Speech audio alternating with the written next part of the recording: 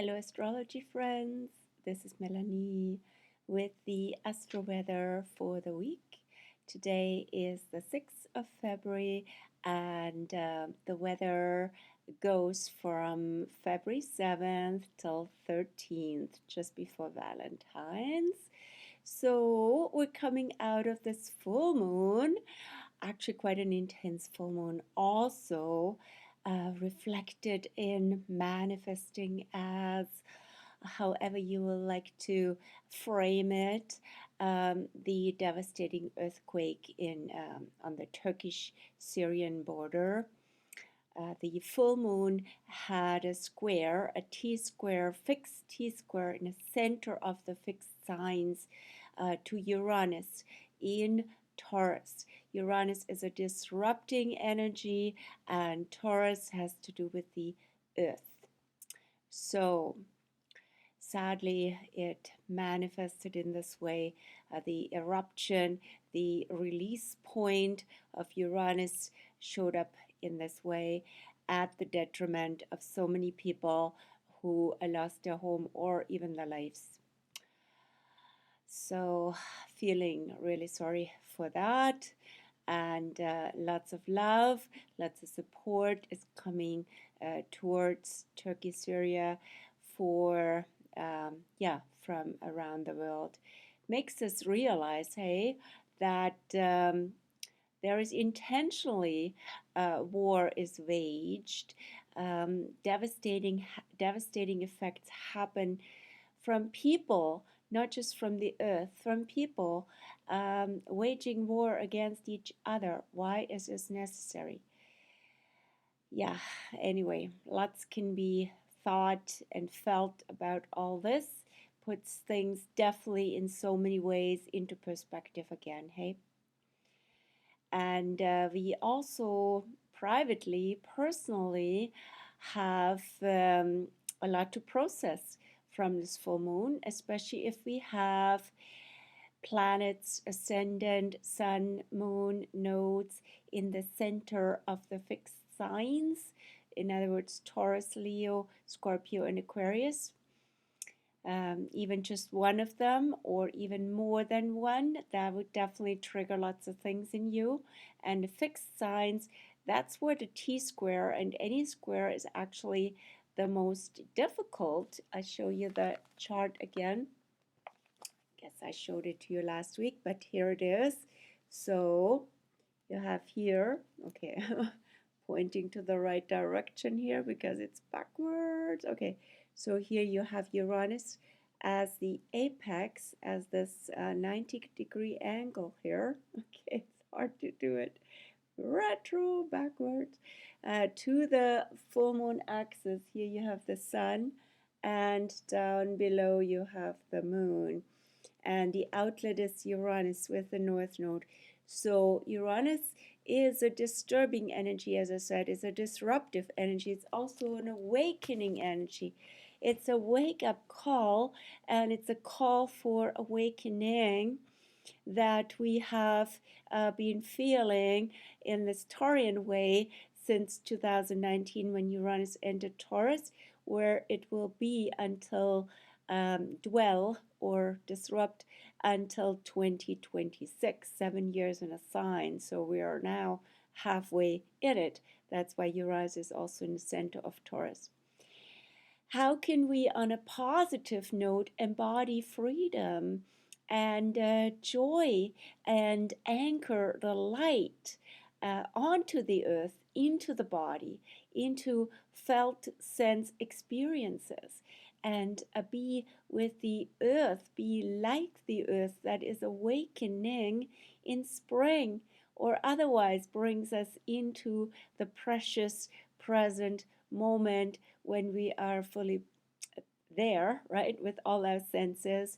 So this is something we need so much now with lots of basically out-of-body experiences one could have as we have been confronted with shocking events.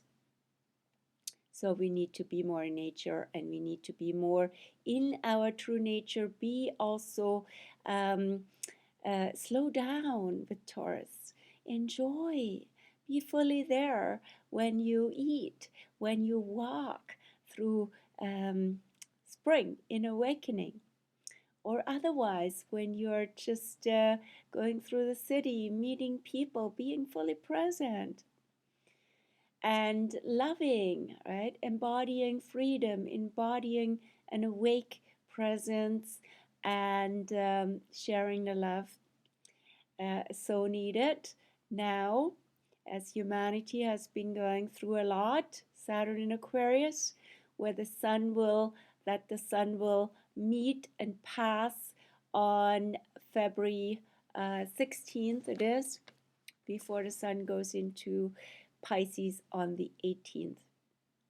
So we have a lot to process from this full moon, and hopefully there's been also joyous experiences, bring you back into your heart, into your loving, warm energy, and yeah, it's sort of a pre-Valentine's full moon. Now, what else is going on this week? We are now fully in the no retro phase that technically started when Uranus went direct on January 22nd. And now even Mercury is going out of the post-retro shadow. I'll explain that in a second. And then we have fully no retro phase until April 21st, when Mercury, then in Taurus, goes retro again. So a lot of things can manifest now. A lot of things can actually go forward. And that can be also a phase of lots of outer events showing up, popping up, that we need to process. And we don't have too much energy supporting that now because there's no retro planets. So we need to take extra time to step back and not get carried away with all the happenings. So what's with that Mercury effect? Mercury is still in Capricorn, believe it or not, for an epically long time.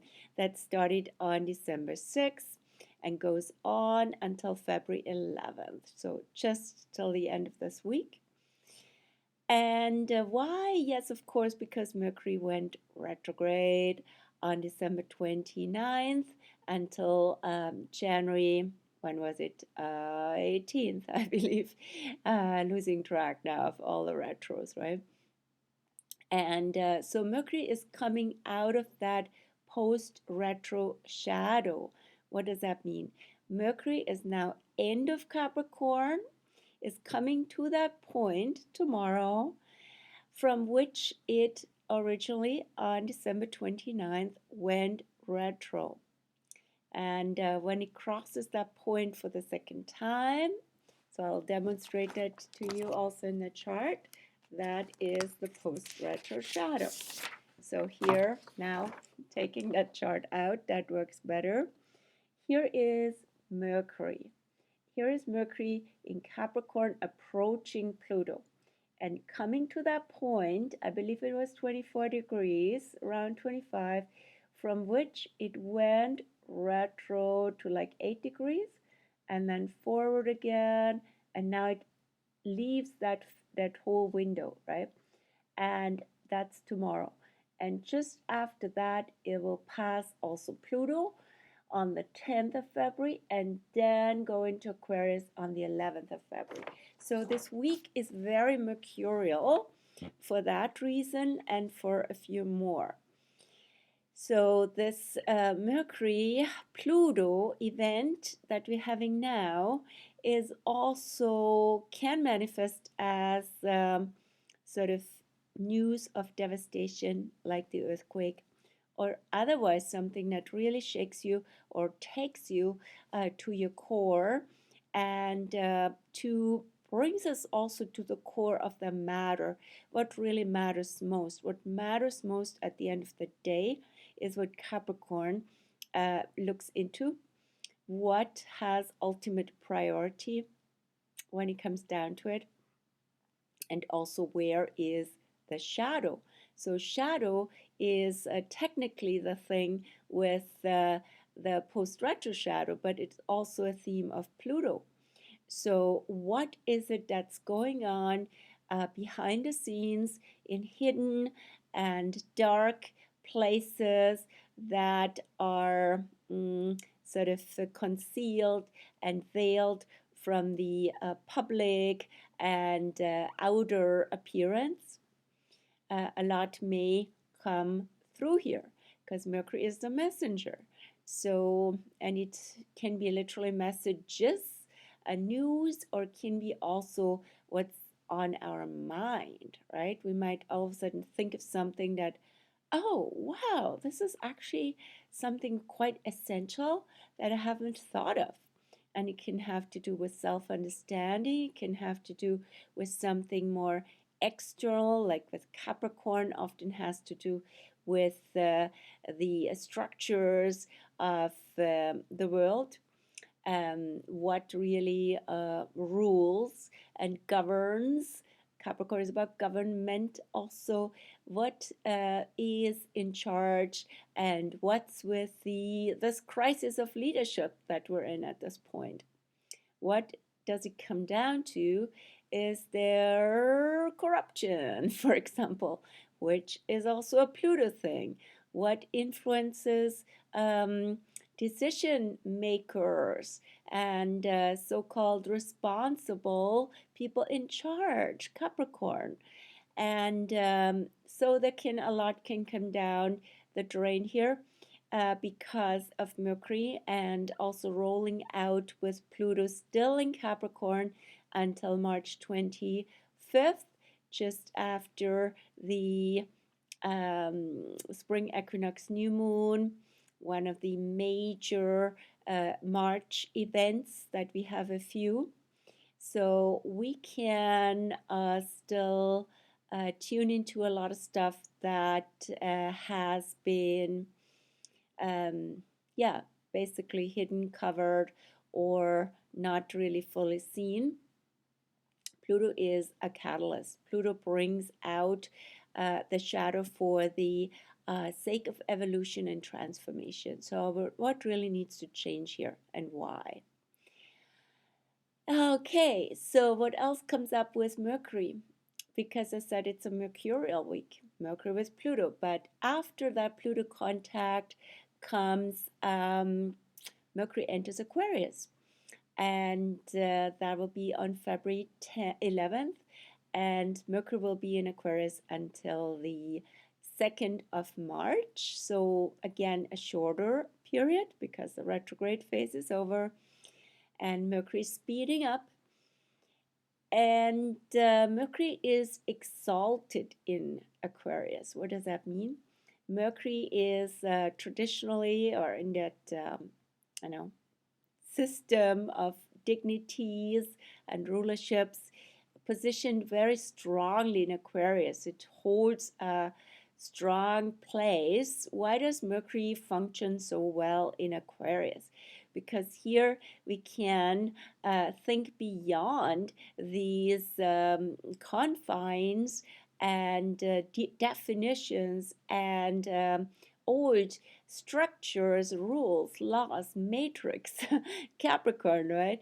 Think outside of the box, be innovative, and also be collaborative, right? So sharing what we see and how we can come together to really be the change and to work towards the future.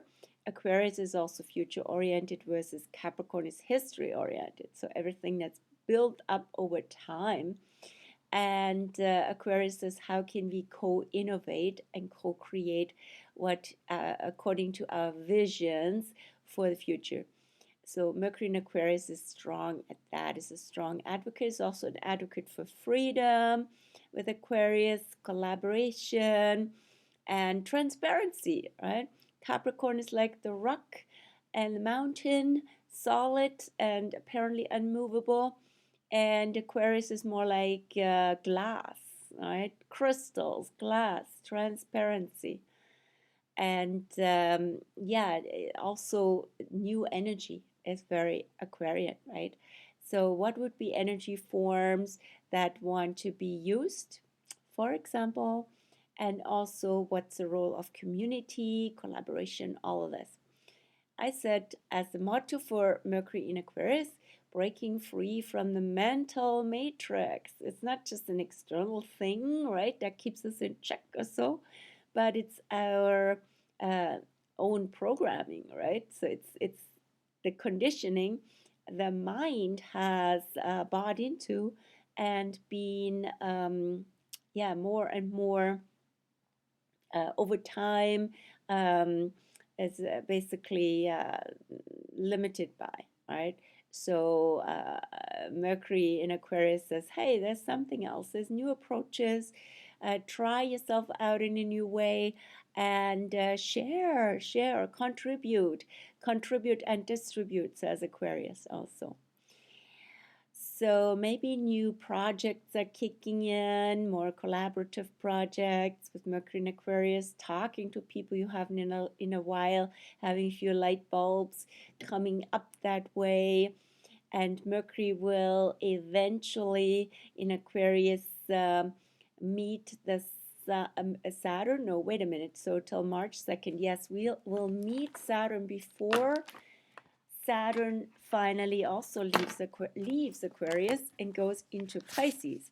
So that direct contact of Mercury and Saturn will be, I'm just checking again, even though I already written about it, but there's lots of stuff to write about, as you imagine. So I'm just looking at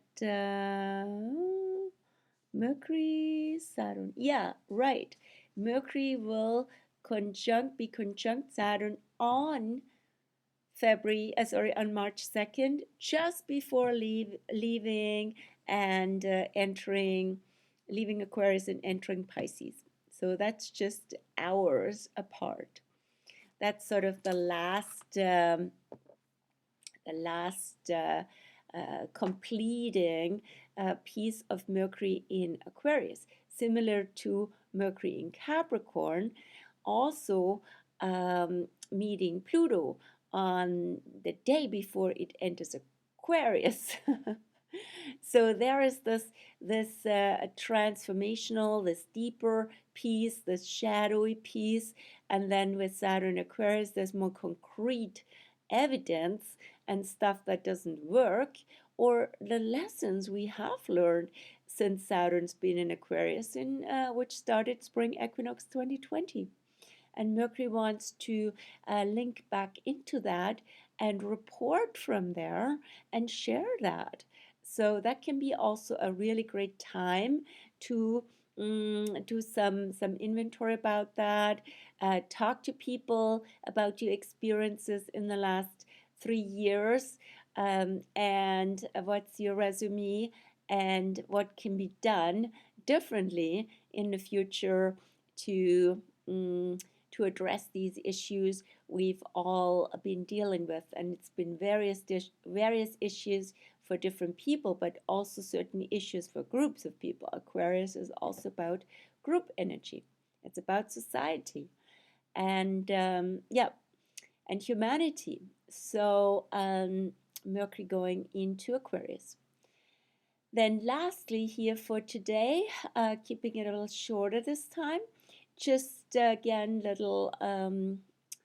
little piece around the moon. The moon is has today, this afternoon, moved over the Sphinx point from Leo to Virgo, and is in Virgo for the next 2 days, then in Libra, then over the weekend in Scorpio until Monday evening. Yep. So we have now the moon in Virgo. So that's already much more grounded than this Leo energy was more out there and exuberant, but also very dramatic.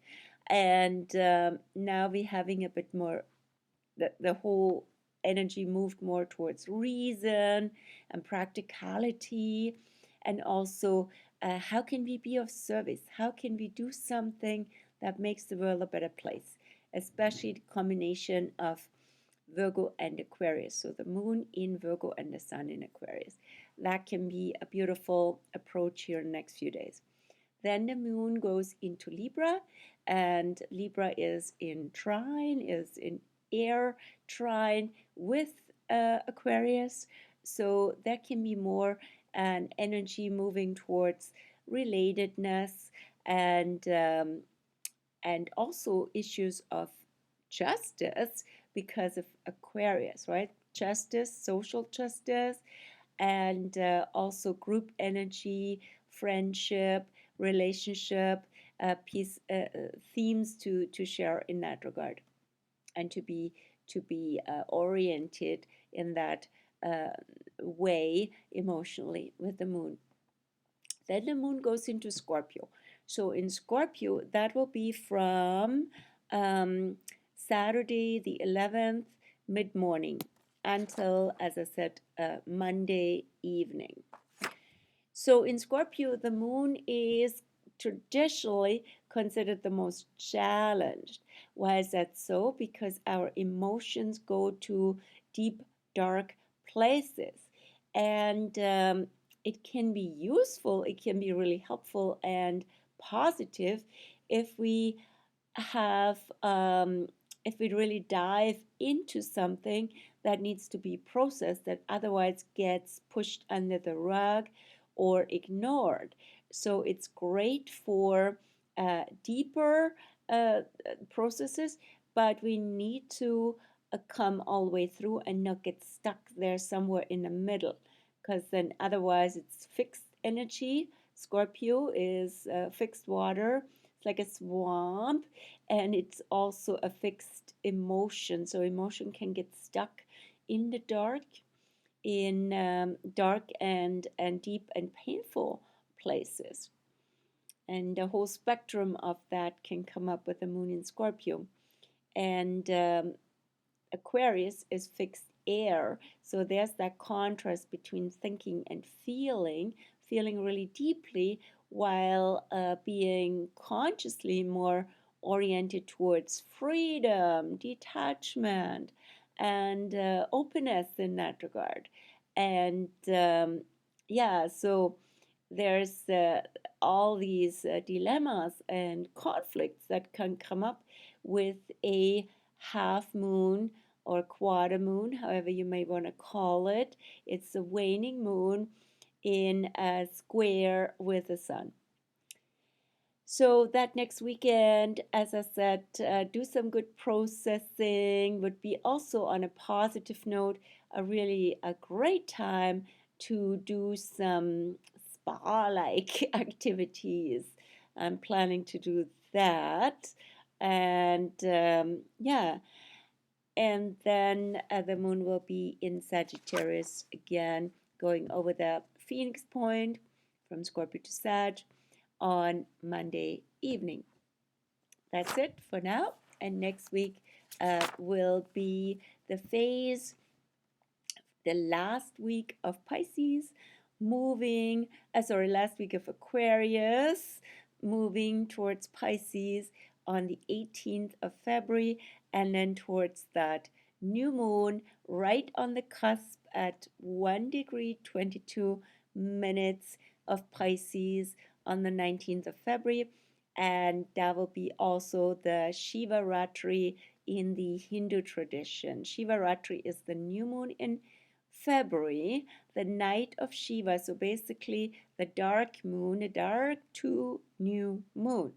And this year we have that new moon in February also right on the cusp into Pisces. So basically the first degree of Pisces on this at the same time. So Pisces also being very spiritually oriented by nature, but we need to also surrender, which is a theme for that Shivaratri.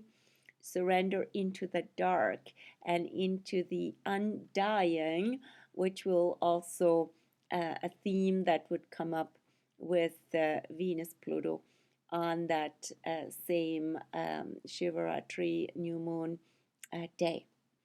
Anyway, I'm getting a little bit ahead of myself, but we are now still in mid to late Aquarius in that center part that goes until the when is that exactly? Third decade starts on the 9th. So this goes until the 8th of February, goes the central part of Aquarius, which has also an Aquarius undertone. And we are in midwinter. Yes, we're midwinter. We just passed Imbolc.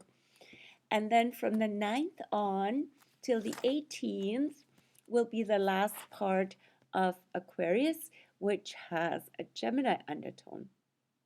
So that can be even, again, ruled by Mercury, can be also lots of sharing, lots of communication, lots of interests, lots of studies also. And yeah, also discussions and debates, also because Mars is still in Gemini and is really catching momentum, right? It's not retro anymore. And moving forward now, Mars is still in Gemini until the 25th of March. And I believe I said before the 25th of March for Pluto. No, it's the 23rd of March because there's so much going on in March. I mixed that up. But here we go. And I wish you well for this week. And if you are coming to our aspects group, few of you, I look forward to that happening tomorrow. And it's really well synchronized because tomorrow we'll come to the aspect configurations starting with the Grand Cross and the T-square. And we just had the T-square of the full moon. So here we go. And I start wrapping up here because I start rambling and don't want to take more of your time. And I wish you well. Take care.